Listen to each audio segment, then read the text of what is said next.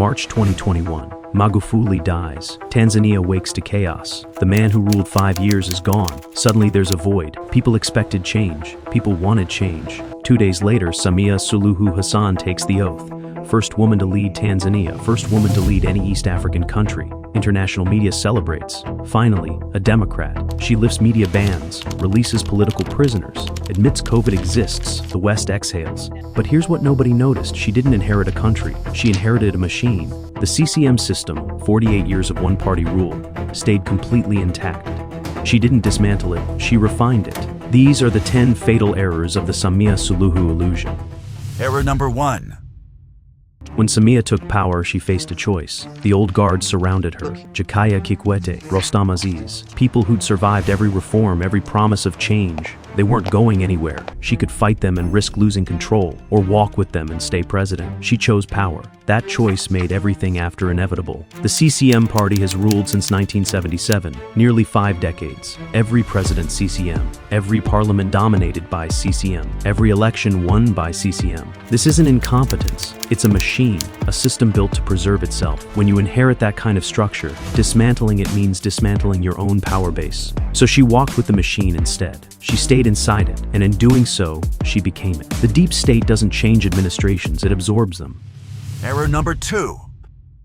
Early reforms look genuine, lifting media bans, freeing prisoners, small gestures toward openness. But by 2022, the momentum slowed. By 2023, it stopped entirely. The reforms were never about systemic change, they were about buying time and legitimacy. In October 2024, the Citizen newspaper posted an animated video, Tanzania's largest outlet, a cartoon president on a couch, flipping through channels. On every channel, real families appeared, families whose loved ones had vanished. Johari Soro, Yusuf Chola, people like them. The government suspended the entire company for 30 days, all platforms offline. The reason given, the animation threatened national unity. But the families in that video were real. Their missing relatives were real. The newspaper didn't invent the crisis, it just showed it. This revealed the contradiction. At the core of everything, Samia promised openness while building the infrastructure for silence.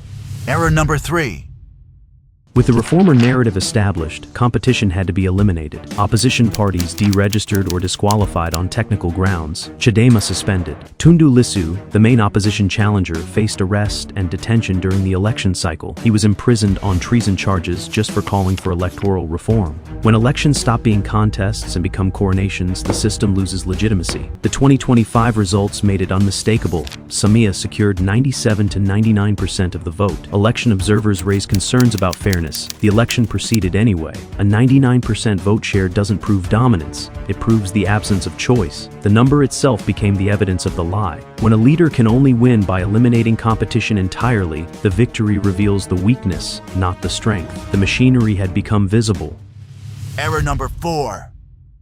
The Tanzanian Bar Association documented 83 cases, 83 people vanishing under mysterious circumstances. Dion Kipa, Chadema official, called for a ride on July 26th, never seen again. Ali Muhammad Kibao, senior opposition member, abducted in broad daylight from a bus in September. 2 days later, his body was found near the shore. Autopsy revealed severe beating, torture, acid poured on his face. The regime wasn't trying to hide these disappearances, it was broadcasting them. Visibility of violence serves a function, it teaches the population what happens when you cross the line. The government was saying without words, keep quiet or this is your fate. After Kibao's death, activists went silent on social media. Everyone understood the message. The system works through fear and invisibility, but invisibility requires active cooperation.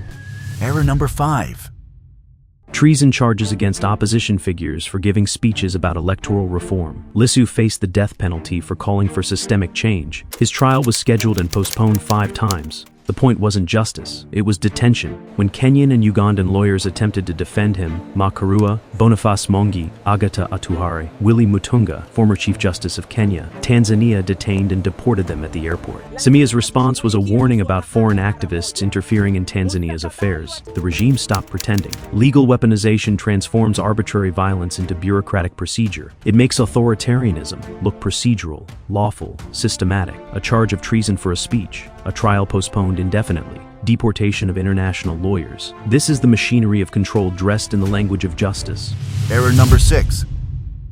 Since 2023, newspapers suspended, broadcasters fined, journalists summoned for questioning. The Communications Regulatory Authority transformed from regulator into enforcement arm. Tanzania experienced periodic internet blackouts, especially around elections and sensitive moments. Journalists report harassment, arbitrary detention, surveillance. The citizen wasn't an outlier, it was a message. When media becomes a state utility, reality itself becomes classified. The power to broadcast violence, to announce disappearances, to frame narrative, this power concentrates entirely in the presidency. Nobody else gets to tell the story. Nobody else gets to question it. This is where the machine achieves its most efficient form. Silence becomes indistinguishable from truth. Information flow stops moving horizontally between citizens. It only moves vertically downward from the state. Error number 7. Tanzania's institutions were built on one-party consensus, not checks and balances. Parliament dominated by CCM loyalists. Electoral bodies operate under executive influence. The judiciary answers to the presidency. When you remove the threat of electoral competition, these institutions lose function. They become rubber stamps. The deep state, Jakaya Kikwete, Rostam Aziz, former officials embedded throughout the system, maintains control over resource extraction and state contracts. These networks survive every administration. They adapt to every leader. In October 2025, Captain John Charles Tesha, a weapons instructor in the Tanzania Air Force, went on camera. He accused them of systematic looting. He called for military intervention. He did this in uniform, live on social media. The fact that a decorated officer would broadcast a coup demand suggests institutional fracture deeper than policy disagreement. When military officers start talking publicly about government collapse, the structure itself has failed. The machine had stopped hiding its wear. Error number 8. October 18th, 2025, at the Kenya-Tanzania border, a Chadema deputy's detention sparked a spontaneous crowd response. Within hours, hundreds gathered. No violence, no property damage, just cameras recording. The government released him in 6 hours. Think about that, a government that makes people disappear, that keeps opposition leaders in prison for months, back down in 6 hours because of a crowd with smartphones. The youth learned something powerful. When you show up together and the world is watching, governments think twice. Visibility breaks invisibility. Cameras break silence. This single incident revealed the regime's deepest vulnerability. Its power depends on people staying isolated and afraid. The moment isolation ended, the moment cameras appeared, the moment the world watched in real time, the government had no move. It could only retreat. Error number 9.